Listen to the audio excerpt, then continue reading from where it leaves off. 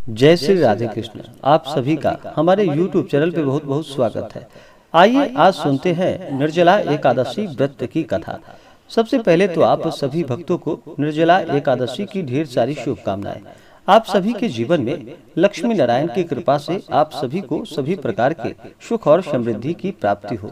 लक्ष्मी नारायण आप सभी के इच्छाओं को पूर्ण करे। निर्जला एकादशी का व्रत, जो कि हर वर्ष ज्येष्ठ माह के शुक्ल पक्ष की एकादशी तिथि के दिन निर्जला एकादशी का व्रत किया जाता है। इसे भीमसेनी एकादशी या पांडव एकादशी के नाम से भी जाना जाता है। यह व्रत बड़ा ही कठिन माना जाता है। निर्जला, जिसमें कि जल और अन्न दोनों का ही त्याग करना पड़ता है और खासकर गर्मी के मौसम में पड़ने के कारण यह बड़ा ही कठिन हो जाता है। इस कारण से कठिन व्रत का फल भी अधिक माना गया है। जो भी सच्ची श्रद्धा के साथ, नियम और निष्ठा के साथ निर्जला एकादशी का व्रत करते हैं, उन्हें 24 एकादशियों के व्रत के बराबर पुण्य फलों की प्राप्ति होती है। एकादशी का व्रत, जो कि सभी प्रकार के पापों को नष्ट करने वाला, सुख समृद्धि को प्रदान करने वाला और अंत में मोक्ष को प्रदान करने वाला है। जो भी जातक एकादशी का व्रत करते हैं, उन्हें दशमी के दिन से ही इस व्रत के नियम का पालन करना पड़ता है। दशमी तिथि के दिन एक समय सूर्यास्त से पहले शुद्ध और सात्विक आहार ग्रहण करना चाहिए। रात्रि ब्रह्मचर्य का पालन करते हुए भगवान नाम का स्मरण करते हुए सोना चाहिए और एकादशी तिथि के दिन सुबह ब्रह्म मुहूर्त में उठ करके नित्य क्रियाओं से निवृत्त हो करके गंगा नदी में या घर के नहाने के पानी में थोड़ा सा गंगा जल मिला करके स्नान करना चाहिए। शुद्ध वस्त्र धारण करके फिर व्रत का संकल्प लेना चाहिए और भगवान से प्रार्थना करनी चाहिए कि हे भगवान श्री हरि विष्णु, हे माता लक्ष्मी, आज मेरा निर्जला एकादशी का व्रत है। मैं यह व्रत करने जा रहा हूँ या करने जा रही हूँ। यह व्रत मेरा सफलता पूर्वक पूर्ण हो, आप हमें आशीर्वाद प्रदान करें।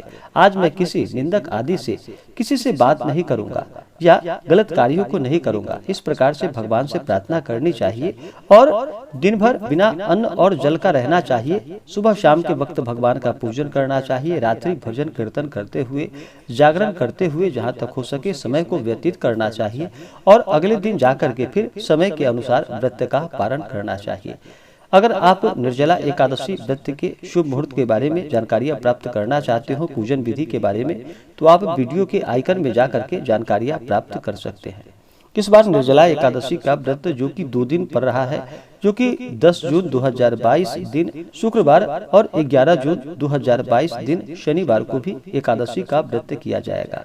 तो आप वीडियो के आइकन में जा करके जानकारियां की प्राप्ति कर सकते हैं। तो आइए सुनते हैं निर्जला एकादशी की कथा। अगर आप एकादशी व्रत के लिए, कथा के लिए अन्नदान, वस्त्रदान आदि के लिए ब्राह्मण दक्षिणा देना चाहते हो, तो आप अपने श्रद्धा और सामर्थ्य के अनुसार हमें डिस्क्रिप्शन में जाकर के वहां से गूगल पे, फोन पे या अकाउंट नंबर के माध्यम से आप अपने श्रद्धा और सामर्थ्य के अनुसार हमें ब्राह्मण दक्षिणा प्रदान कर सकते हैं।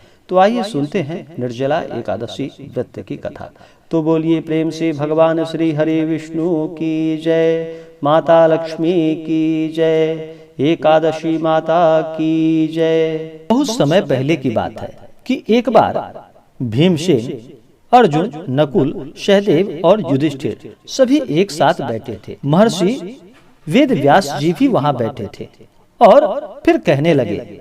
भीमसेन ने वेद व्यास जी से कहा कि हे पितामह, भ्राता युधिष्ठिर, माता कुंती, द्रौपदी, अर्जुन, नकुल और सहदेव आदि सब एकादशी का व्रत करने को कहते हैं, परंतु मैं उनसे कहता हूँ कि भाई, मैं भगवान की शक्ति पूजा आदि तो कर सकता हूँ, दान भी दे सकता हूँ, परंतु भोजन के बिना नहीं रह सकता।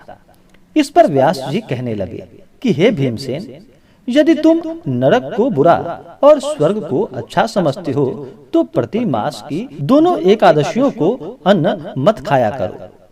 भीमसेन कहने लगे कि हे पितामह, मैं तो पहले ही कह चुका हूँ कि मैं भूख सहन नहीं कर सकता। यदि वर्ष भर में कोई एक ही व्रत हो तो वह मैं रख सकता हूँ, क्योंकि मेरे पेट में वृक नामक वाली जो अग्नि है, सो मैं भोजन किए बिना नहीं रह सकता।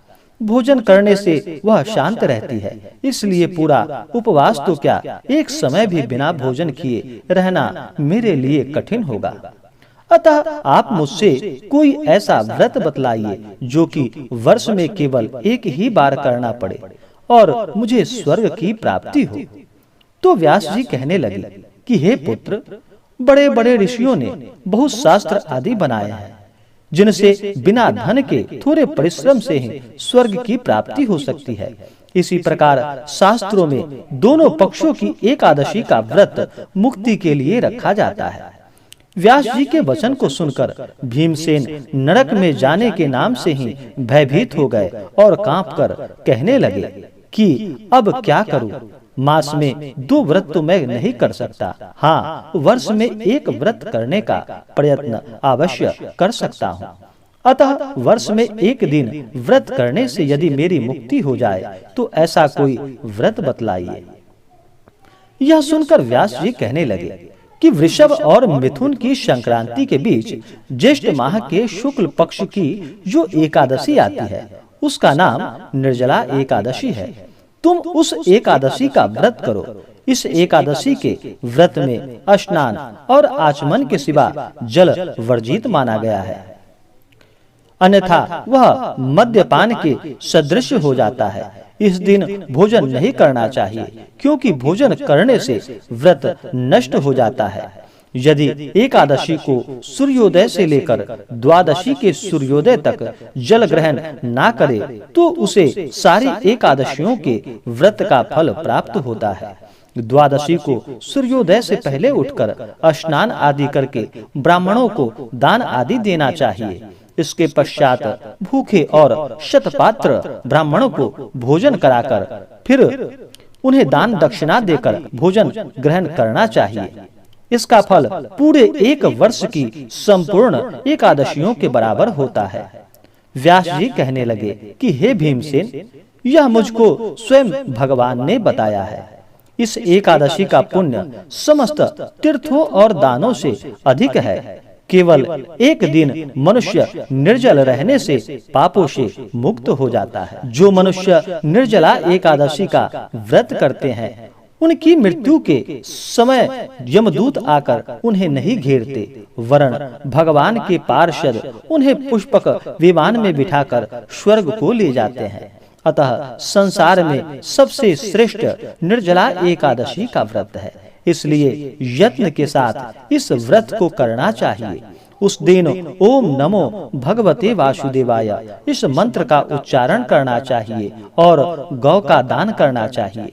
इस प्रकार व्यास जी की आज्ञा अनुसार भीमसेन ने इस व्रत को किया। इसलिए इस एकादशी को भीमसेनी एकादशी या पांडव एकादशी भी कहा जाता है। निर्जला व्रत करने से पूर्व भगवान से प्रार्थना करे कि हे भगवान, हे जनार्दन, आज मैं निर्जला व्रत करता हूँ और आपका निर्जला एकादशी का व्रत करने जा रहा हूँ या करने जा रही हूँ।